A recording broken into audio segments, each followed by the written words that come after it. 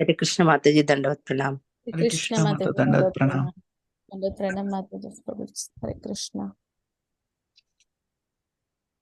जय श्री प्रभुपाद। हरि बोल। नमो विष्णुपादाय कृष्ण पृष्ठाय भूतले श्रीमते भक्ति वेदांत स्वामी इति नामिने नमस्ते सारस्वती देवी गौरवाणी प्रचारिणी निर्विशेष शून्यवादी पाश्चात्य देशतारिणी जय श्री कृष्ण चैतन्य प्रभु नित्यानंद श्री अद्वैत गदाधर श्रीवासादि गौर भक्त वृंदा। हरे कृष्ण कृष्ण कृष्ण हरे हरे, हरे राम राम राम हरे हरे।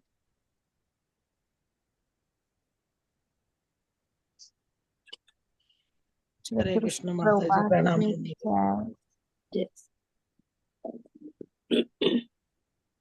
हरे कृष्ण। లాస్ట్ 2 వీక్స్ గా మనం కృష్ణ బుక్ నుంచి చెప్పుకుంటున్నాంగా. కృష్ణ శ్రీ కృష్ణ అవతారం అనే చాప్టర్, ఫస్ట్ చాప్టర్ నుండి. హరే కృష్ణ మాతాజీ, ప్రభుజీ ఎవరైనా సరే లాస్ట్ వీక్ ఏం చెప్పుకున్నాం గుర్తుందా? ఏమైనా 1 or 2 పాయింట్స్ చెప్తారా? సుఫల మాతాజీ. హరే కృష్ణ. హరే కృష్ణ మాతాజీ. హరే కృష్ణ మాత. లాస్ట్ వీక్ ఏం చెప్పుకున్నా, ఏమైనా గుర్తుందానన్నా?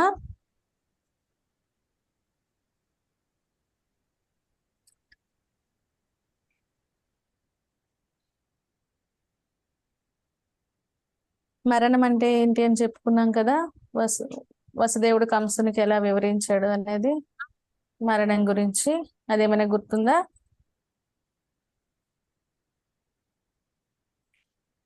ఓకే. అంటే దేవకిని వధిస్తా అంటాడు కదా, ఆకాశవాణి వార్తని విని కంసుడేమో దేవకి మాతని చంపేస్తా అంటాడు. ఎందుకంటే అష్టమ సంతానంతో కంసుడు వధింపబడతాడు. అట్లానే ఆకాశవాణి చెప్పింది. ఆకాశవాణి చెప్పగానే ఇంకా దేవకిని చంపైపోతుంటే వసుదేవుడు భార్యని రక్షించుకోవడానికని అసలు మరణం అంటే ఏంటి అనేది కంసుడికి వివరించే ప్రయత్నం చేశాడు. మన పుట్టుకతోనే మరణం అనేది మొదలవుతుంది, దానికోసం నువ్వు ఎందుకు అంతగా చింతిస్తున్నావు, అంతగా భయపడుతున్నావు ఎందుకు? మరణం అంటే శరీరాన్ని మార్చుకోవడమే తప్ప మనం అనేది శాశ్వతంగా ఉంటాం అని చెప్పే ప్రయత్నం చేస్తాడు కదా. అర్థమైందా? గుర్తొచ్చిందమ్మా? దాంతో పాటు ఆయన తండ్రి దేవకి మాతని వివాహం చేసి పంపించేటప్పుడు కట్నంగా ఏమేమి ఇచ్చాడు, బంగారంతో అలంకరించబడిన రథాలని, ఏనుగుల్ని, గుర్రాలని, అన్నింటినీ ఇచ్చాడు. అనేకమైన సంపదతో పాటు 200 మంది దాసి జనాన్ని కూడా పంపించాడు, స్త్రీలని కూడా దేవకి మాతతో పాటు కదా. అవును మాతాజీ. అలా కంసుడేమో ఏం చేశాడు, దేవకి మాతని వసుదేవుని తన రథం పైన ఎక్కించుకుంటూ వసుదేవుని ఇంటికి ప్రయాణం అవుతారు. దారిలో ఆకాశవాణి ఇలా చెప్తుంది, దేవకి మాత యొక్క అష్టమ సంతానం నిన్ను వధించబోతుందని. ఇంకా మళ్ళీ కంసుడు ఎలా, సారీ, వసుదేవుడు ఎలా కంసుడిని ఫిలాసఫికల్ గా అంటే శాస్త్ర ప్రకారంగా ఎలా ఒప్పిస్తున్నాడు, స్త్రీని హత్య చేయడం కరెక్ట్ కాదు, ఇంకా తను నీ చెల్లెలంటే నీకు చిన్న చెల్లెలంటే కూతురుతో సమానం, నువ్వు తనకి తండ్రి సమానుడివి, ఇలా అనేక రకాలుగా ఒప్పించే ప్రయత్నం చేస్తున్నాడు. దాన్ని ఇప్పుడు మనం మళ్ళీ కంటిన్యూ చేస్తున్నాం ఈ వీక్. ఓకే, హరే కృష్ణ. ఇలా అంటే ఈ శాస్త్ర ప్రకారంగా ఫిలాసఫికల్ గా తను ఎలా కంసుడి నుండి దేవకిని రక్షించుకోవాలి అనేది చాలా ప్రయత్నం చేస్తున్నాడు. శాంతింపజేయాలి అక్కడ కంసుడిని వసుదేవుడు, ఎందుకు అప్పుడే తన భార్యను తను రక్షించుకోగలుగుతాడు.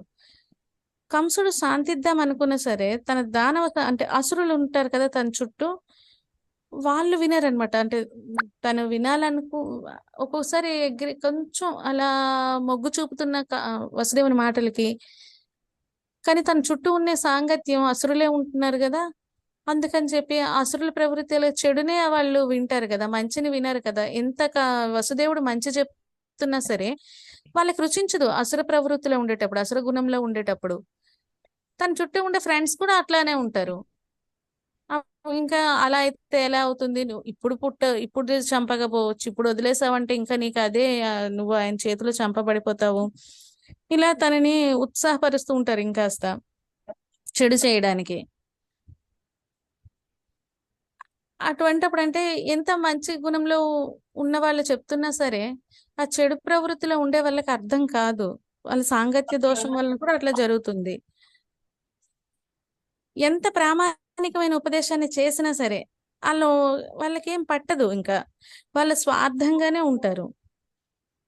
దేవతలకి దానవులకి భేదం అదే కదా. వాళ్ళు మంచిని స్వీకరిస్తారు దేవత గుణంలో ఉండేవాళ్ళు. దానవ గుణంలో ఉండేవాళ్ళు దాన్ని స్వీకరించారు. అది ఎంత మంచిదైనా సరే వాళ్ళ ఇంద్రియ తృప్తికి ఏదైతే అనుకూలంగా ఉంటుందో దాన్ని మాత్రం స్వీకరిస్తారు.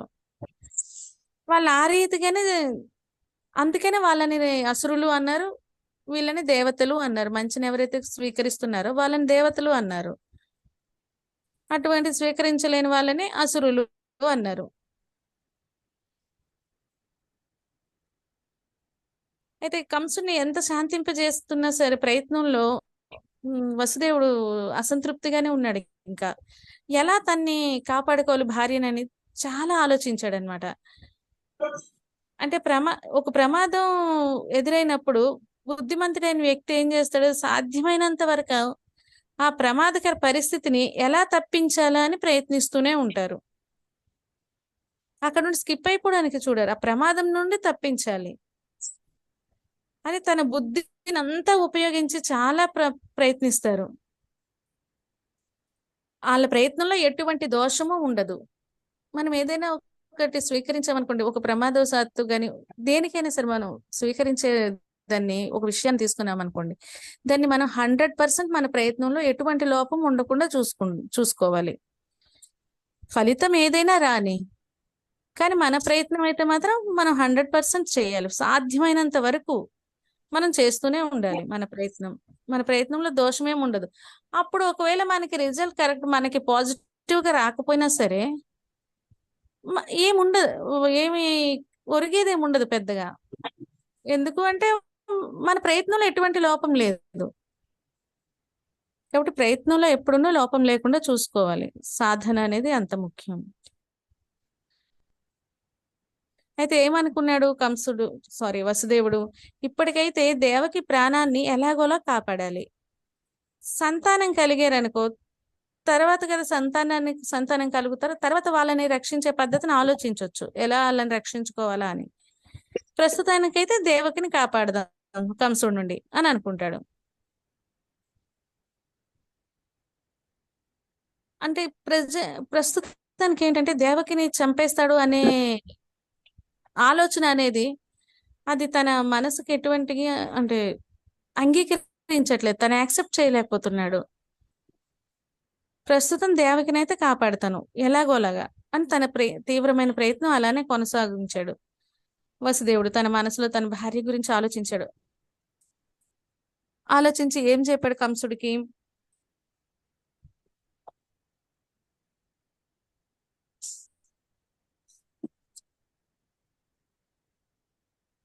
అంటే కంసుడు చాలా పాపాత్ముడు కదా, అసుర గుణంలో ఉన్నవాడు. వసుదేవుడు ఎంతో ఉన్నతమైన స్థితిలో ఉన్నవాడు.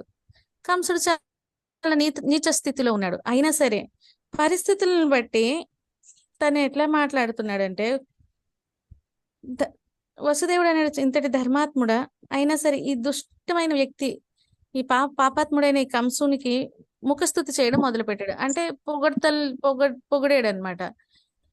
నువ్వు మహాయోధుడు కదా, నువ్వు ఇటువంటి వ్యక్తివి కదా, మరి నువ్వు ఇలా స్త్రీని చంపడం కరెక్ట్ కాదు కదా, నువ్వెంతో కీర్తివంతుడివి, నీ కీర్తికి భంగం వస్తుంది, ఇలా ఇంకా అది ఇది అంటూ పొగుడుతూ మాట్లాడడం మొదలు పెట్టాడు.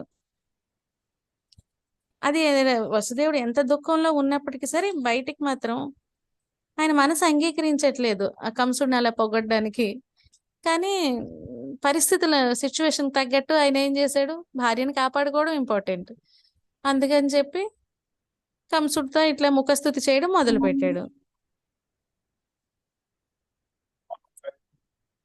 ఏం చెప్తున్నాడట, భావ నీ సోదరి వల్ల, నీ చెల్లెల వల్ల నీకు భయమేం లేదు, అదైతే నీకు తెలుసుగా. నీ చెల్లెలకి పుట్టే అష్టమ సంతానంతో కదా నీకు ప్రాణగండం ఉంది. నీ చెల్లెలతో అయితే నీకు ఎటువంటి సమస్య లేదు. కాబట్టి నువ్వెందుకు చెల్లెల్ని చంపాలనుకుంటున్నావు? ఆ సంతానం అయితే ఇప్పుడు లేరు కదా. నిజానికి భవిష్యత్తులో కూడా, ఫ్యూచర్ లో కూడా ఆ పుత్రులు పుడతారో పుట్టరో ఎవరికి తెలుసు? అదైతే గ్యారంటీ ఏం లేదు కదా. వీటన్నింటినీ గమనించామనుకో, ప్రస్తుతానికైతే నువ్వు సురక్షితంగానే ఉన్నావు, నువ్వు సేఫ్ గానే ఉన్నావు. దేవకి దేవి వల్ల నీకు ఎటువంటి అపకారం లేదు, తన వల్ల నీకు భయం కూడా లేదు. ఒకవేళ ఫ్యూచర్ లో ఎప్పుడైనా సరే పుత్రులు కలిగితే దేవకి మాతకి, వాళ్ళకి నీకే అప్పచెప్తా, నీకు అప్పగించేస్తాను అని వాగ్దానం చేస్తాడు వసుదేవుడు కంసునికి. అప్పుడు నీకు ఎలా నచ్చితే అలా చేసుకో, నీకు ఏమనిపిస్తుందో అది అలా చెయ్యు అని చెప్తాడు. అందువలన అప్పుడు కంసునికి కొంత రియలైజేషన్ వచ్చింది. సరేలే, అవును కదా, ఇంకా దేవకితో అయితే ఇప్పుడు నాకు సమస్య లేదు, కొడుకులు పుడితే ఇచ్చేస్తాను అంటున్నాడు కాబట్టి అప్పుడు కొడుకులు పుడితే ఇచ్చేస్తాడు కదా, అప్పుడు నేను వధించేయొచ్చు, అప్పుడు నేను సేఫ్ గానే ఉంటాను అని కొంత ఊరట పడి ఇంకా వాళ్ళని తన వసుదేవుని ఇంట్లో డ్రాప్ చేసేస్తాడు, వదిలేసి వస్తాడు. ఆ తర్వాత కొంతకాలానికి దేవకి మాతకి కొడుకు పుడతాడు ఫస్ట్ గా. ఆ విధంగా ఆమెకి 8 మంది పుత్రులు పుడతారు, 8 మంది కొడుకులు పుడతారనమాట. ప్రతి సంవత్సరానికి ఒక్కొక్కరు చొప్పున.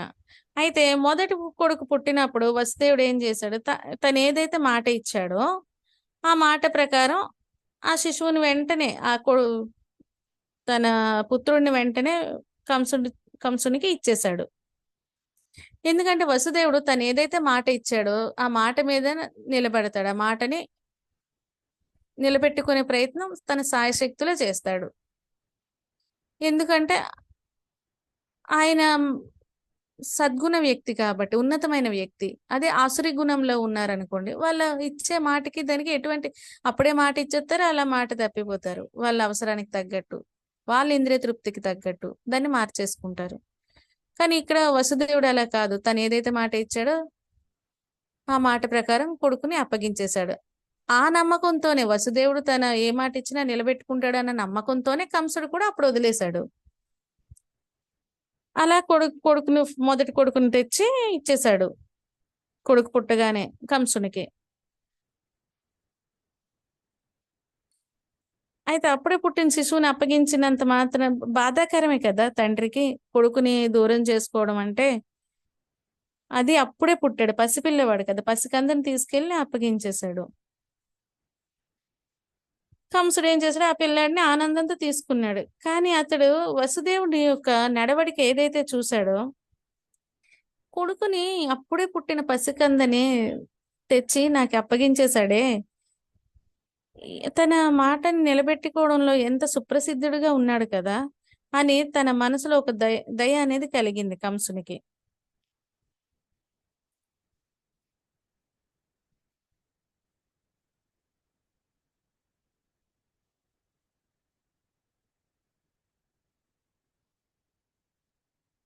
వసుదేవుడికి ఇది దుఃఖమయమైంది ఏం కాదు అని చెప్తున్నారు ఇక్కడ. ఎందుకంటే బుద్ధిమంతుడట, నిస్సంకోచంగా తన కర్తవ్య పాలన చేస్తాడు. బుద్ధిమంతుడైన వ్యక్తి తన కర్తవ్యం ఏదైతే ఉందో దాన్ని నిస్సంకోచంగా, ఎటువంటి అవకతవకలు లేకుండా కంప్లీట్ చేస్తాడు పూర్తిగా. తన ముందు మాట ఇచ్చాడు, కర్తవ్యం అదే, తను మాట ఇచ్చాడు కంసుడికి, నేను నాకు పుట్టే ప్రతి పుత్రుడిని తెచ్చి నీకు ఇచ్చిస్తా అని చెప్పి. అందులో తన కర్తవ్యం చేశాడు నిస్సంకోచంగా.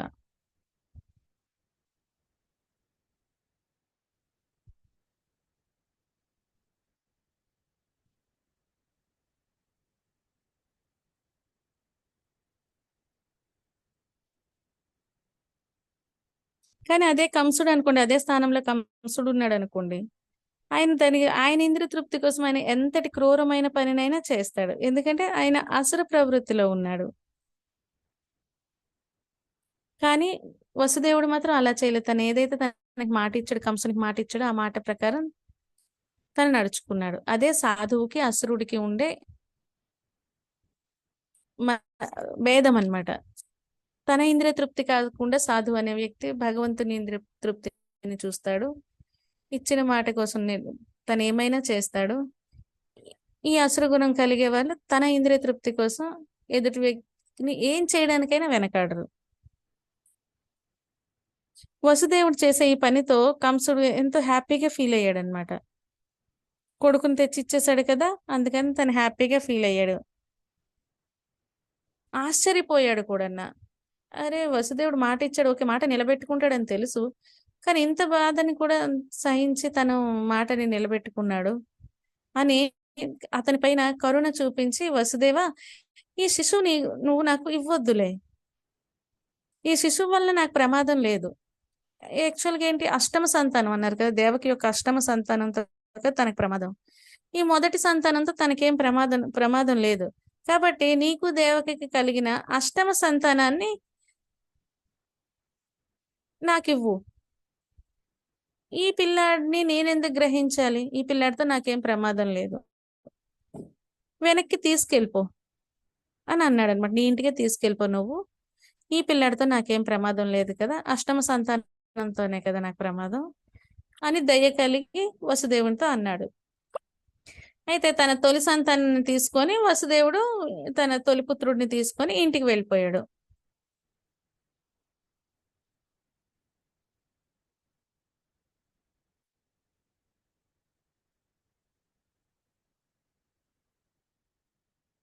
అయితే ఈ కంసుని వ్యవహారంతో ఆ కంసుడు అలా దయ కలిగి ఉండడాన్ని వసుదేవుడు చాలా ఆశ్చర్యంగా చూస్తున్నాడు అనమాట. ఆశ్చర్యపోయాడు. ఆయనకి అసలు అదుపనేదే ఉండదే అసురీ గుణంలో.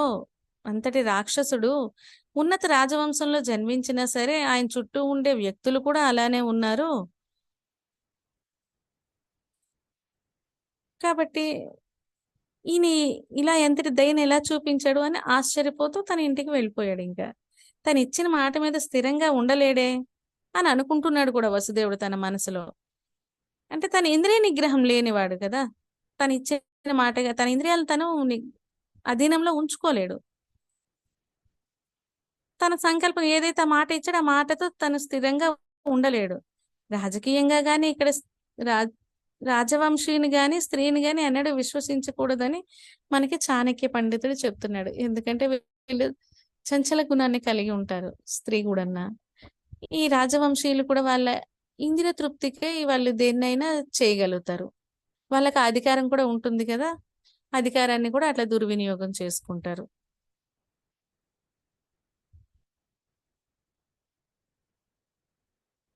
అపరిమితం అంటే ఇంద్రియ భోగానికి అయితే ఎవరైతే ఎక్కువ ఆసక్తితో ఉంటారో వాళ్ళని ఎప్పుడూ నమ్మకూడదు. వాళ్ళు చెప్పేది ఎప్పుడూ సత్యమే అయింటదని కూడా అనుకోకూడదు మనం. అందుకని ఆ తెలివితోనే వసుదేవుడు అలా ఆలోచిస్తున్నాడు. ఈయన ఇలా అన్నాడు కాని కంసుడు, కానీ ఈ మాట మీద ఉంటాడా, ఈయన్ని నమ్మకూడదే అని అనుకుంటూనే ఉన్నాడు. అదే సమయంలో నారదముని కంసుని దగ్గరికి వచ్చాడు. వచ్చి వసుదేవుడి పట్ల కంసునికి కనికరం కలిగి అంటే ఈ మొదటి పుత్రుడైతే ఎవరైతే ఉన్నారో వాళ్ళని వసుదేవుడికి ఇచ్చేసాడని ఆ ముని విన్నాడు, నారద ముని విన్నాడు. విని అయితే కృష్ణావతరణ అనేది తొందరగా జరగాలి, అలా అందరూ అంటే కృష్ణుడు ఎప్పుడు ఆవిర్భవిస్తాడా అని చెప్పి అందరూ వెయిట్ చేస్తూ ఉన్నారు చాలా ఆతృతతో.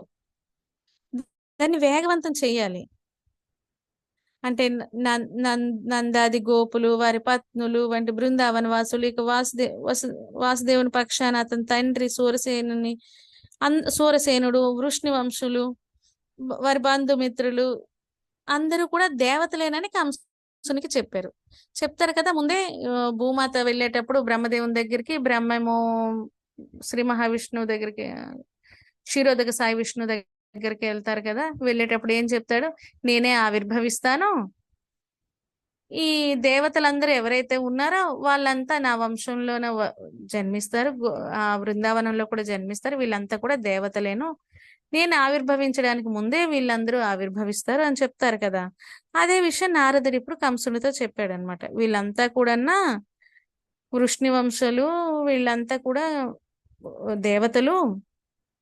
ఈ గోపులు, నందమహారాజు వీళ్ళంతా కూడా దేవతలేను అని కంసునికి చెప్పాడు.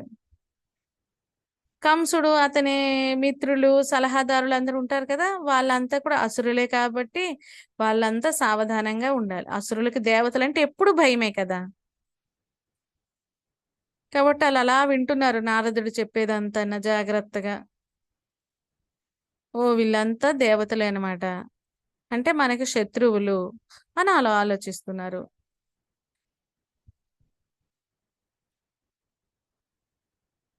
దేవతలు అప్పటికే అవతరించారు కాబట్టి విష్ణువు త్వరలోనే రాగలడని నారదుని మాటల ప్రకారం కంసుడు అర్థం చేసుకున్నాడు. కంసుడే కాదు, ఆ చుట్టూ ఉండే అసురులు కూడా, తన ఫ్రెండ్స్, ఇంకా ఎవరైతే సలహాదారులు ఉంటారో వాళ్ళు, వీళ్ళంతా కూడా అసురులే కదా, అసురుడు చుట్టూ అసురులే ఉంటారు. అటువంటి సాంగత్యం మూలంగానే ఆయన కంసుడు కూడా అసురు ప్రవృత్తి నుండి బయటకు రాలేకపోతున్నాడు. అయితే ఓహో దేవతలు ఆల్రెడీ ఆవిర్భవించేశారనమాట. అయితే త్వరలోనే నారాయణుడు కూడా, కృష్ణుడు కూడా ఆవిర్భవించేస్తాడు అని వాళ్ళకి అర్థమైంది. వెంటనే తన భావనను, అదే వసుదేవుడిని, దేవకిని బంధించి చెరసాల పెట్టేశాడు. అంటే ఇదంతా ప్లానింగ్ జరిగిపోతుంది నన్ను చంపడానికి, ఇంకా వీళ్ళని విడిచిపెట్టకూడదు అని చెప్పి కంసుడు ఏం చేస్తాడు, తనకి సలహాదారులు కూడా ఉంటారు కదా, వాళ్ళ సలహా, అసురుల సలహా ప్రకారం తన భావని ఇంకా చెల్లెల్ని జైల్లో పెట్టేశాడు, కారాగారంలో పెట్టి ఇనుప సంకెళ్లతో బంధించేశాడు. ఆ తర్వాత దేవకి కూడా ఇంకా ప్రతి సంవత్సరం ఒక్కో శిశువు జన్మించేవారు. అయితే ఇది అసుర సాంగత్యం వల్ల కంసునికి ఏం అర్థం అవుతుంది, వీళ్ళంతా అలానే ప్రేరేపిస్తున్నారు, వీళ్ళంతా దేవతలేను, ఇంకా నేను అష్టమ సంతానమే అని కాదు, ఏ సంతానమైనా సరే విష్ణువు కావచ్చును, కాబట్టి ప్రతి సంతానాన్ని చంపేయాలి అని వీళ్ళు నిర్ణయించుకున్నారు. కాబట్టి కంసుడు పుట్టిన ప్రతి శిశువుని వధించేసేవాడు. అంటే ప్రత్యేకంగా కంసుడికి అప్పటి వరకు ఎటువంటి భయము లేదు.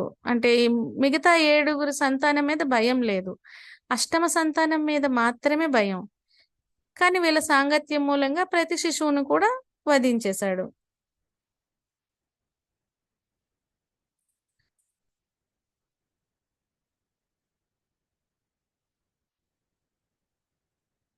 అంటే కంసుని యొక్క ఇటువంటి ప్రవర్తన ఏమంత కష్టం కాదు అంటున్నారు. ఎందుకంటే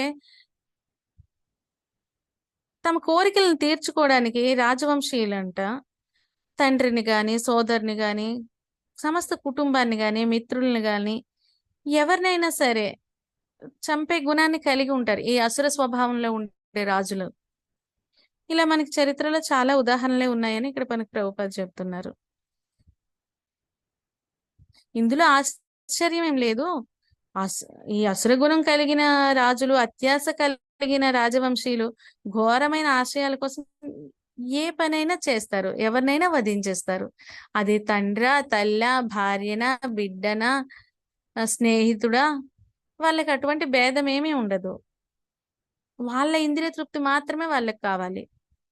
ఇదే అసుర గుణం.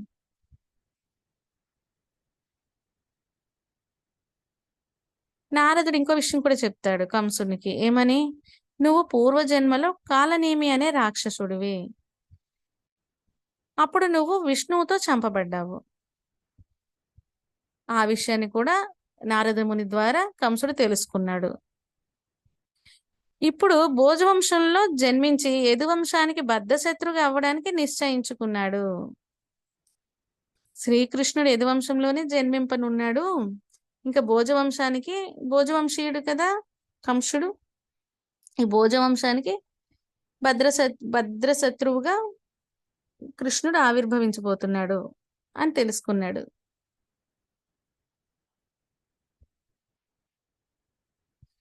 కాబట్టి పూర్వ జన్మలో లాగే నాకు ఈ జన్మలో కూడా ఆయన నన్ను చంపేస్తాడు కృష్ణుడు. గత జన్మలో కాలనేమి అనే రాక్షసుడు కంసుడు. అప్పుడు కాలనేమి రాక్షసుడు విష్ణువుతో వధించబడ్డాడు. అలానే ఇప్పుడు కూడా శ్రీకృష్ణుడు మళ్ళీ యదువంశంలో జన్మించి నాకు మళ్ళీ శత్రువుగా పుట్టి నన్ను మళ్ళీ వధించేస్తాడు, నన్ను చంపేస్తాడు అని కంసుడు చాలా భయపడ్డాడు అనమాట.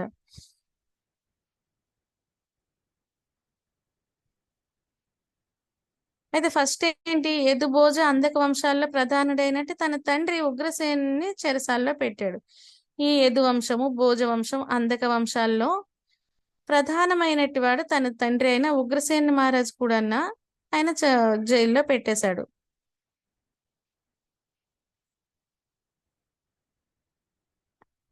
అవి దాంతో పాటు తండ్రిని కూడా చూడకుండా చూడండి, తన ఉగ్రసేన కంసుని యొక్క తండ్రే కదా ఉగ్రసేనుడు, ఆయన్ని జైల్లో పెట్టేశాడు.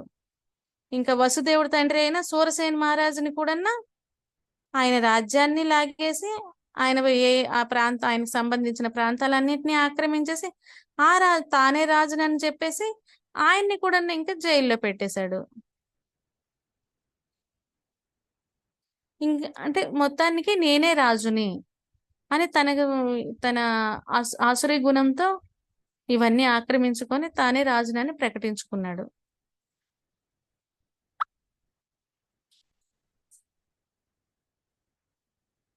అంటే ఇవాళ చెప్పుకునే దాంట్లో ఏంటంటే ముఖ్యంగా చెప్పుకోవాల్సింది ఆసుర గుణం ఎలా ఉంటుంది, దేవతల గుణం ఎలా ఉంటుంది. మంచి అనేది ఎవరు చెప్పినా సరే బుద్ధిమంతులైన వ్యక్తులు, దేవతా గుణాన్ని కలిగిన వ్యక్తులు స్వీకరిస్తారు. అది ఎవరు చెప్పినా సరే. చెడు అసుర గుణంలో ఉండేవాళ్ళు తన ఇంద్రియ తృప్తి కోసం చెడు మాటలనే వింటారు. ఇంకొకటి ఏంటంటే సాంగత్యం. కంసుడు కొంచెం వసుదేవుడు చెప్తే కొంచెం శాంతించి సరేలే నీ అష్టమ సంతానంతో కదా నాకు ప్రమాదం ఉంది, ఈ శిశువుతో నాకేం ప్రమాదం లేదు, నువ్వు ఇంటికి తీసుకెళ్ళిపో అన్నాడు. అష్టమ సంతానాన్ని వధించవచ్చులే అని అనుకున్నాడు. కానీ తన చుట్టే ఉండే సాంగత్యం, ఈ అసురులు ఎవరైతే ఉన్నారో తనకి సలహా ఇచ్చేవాళ్ళు మిత్రులు, వాళ్ళ ప్రోద్బలం మూలంగా ఆయన మళ్ళీ అతన్ని చంపేసి తొలిపుత్రుడు ఎవరైతే ఉన్నారో మొదటి సంతానం ఆయన్ని చంపేశాడు. వీళ్ళిద్దరిని కూడా జైల్లో పెట్టేశాడు. సాంగత్యం అనేది అంత ఇంపార్టెంట్. మనం ఎటువంటి స్నేహితులతో ఉన్నాము, వాళ్ళు చెప్పేది మనం ఎంతవరకు స్వీకరిస్తున్నాము, విచక్షణ అనేది మనకు ఉండాలి. ఇలా ఈ కృష్ణ అవతారం అనే దశమ స్కందంలో మొదటి అధ్యాయం భక్తి వేదాంత ఇలా మొదటి అధ్యాయాన్ని మనం కంప్లీట్ చేసుకున్నాం. హరే కృష్ణ. మాతాజీ సెంటర్ పూజెస్ దండవత్ ప్రణామ్. ఏమైనా కరెక్షన్స్ ఉంటే చెప్పండి ప్లీజ్. హరే కృష్ణ.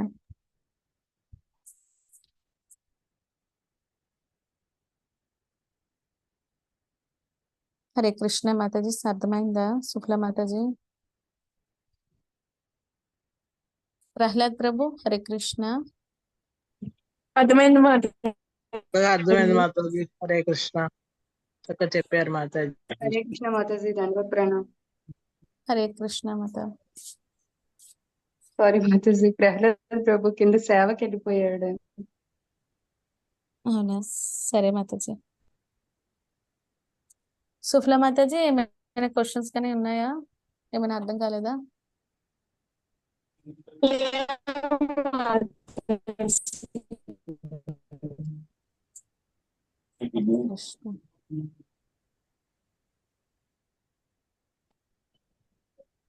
నువ్వేమైనా ఒక పాయింట్ చెప్పగలవా, ఏం అర్థమైంది అని, ఏం నేర్చుకున్నావు అనేది? మాతాజీ చెప్పమ్మా.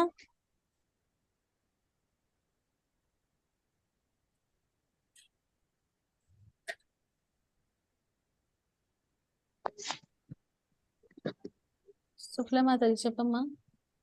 माताजी ऐसे है।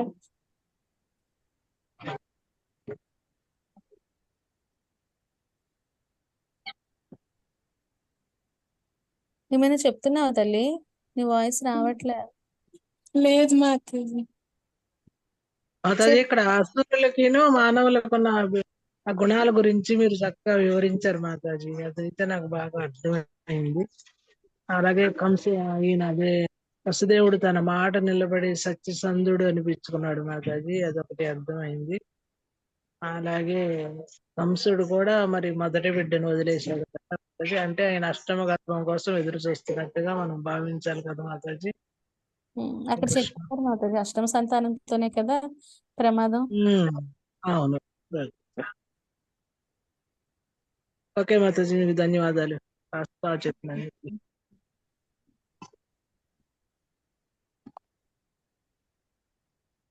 హరే కృష్ణ ప్రభుజీ, దండవత్ ప్రణాం. హరే కృష్ణ మాత. ప్రేమతోని చెప్పి క్లోజ్ చేయండి మాత. హరే కృష్ణ ప్రభుజీ. జగద్గురు శ్రీల ప్రభుపాద్ కి జై. హరినామ సంకీర్తన్ కి నామాచార్య హరిదాస్ ఠాకూర్ కి జై. సమవేత భక్త బృంద కి జై. గ్రంథరాజ్ శ్రీమద్ భాగవత జై. హరే కృష్ణ ప్రభుజీ. జై. హరే కృష్ణ ప్రభుజీ, ధన్యవాదాలు. హరే కృష్ణ మాతాజీ, సం ప్రభుజీ దండవత్ ప్రణాం. Thank you very much Pavani మాతాజీ, and thank you very much Mataji and Prabhuji. All glory to Srila Prabhupada. Hari Hari Bol. Hare Krishna Prabhuji, దండవత్ ప్రణాం. హరే కృష్ణ ప్రభుజీ, దండవత్ ప్రణామం. Hare Krishna Mataji Mataji, and దండవత్ Prabhuji. ప్రణామం. మనం ఈరోజు ఈ క్లాస్ ఇక్కడ ముగిద్దాం. Thank you very much. Hari boll.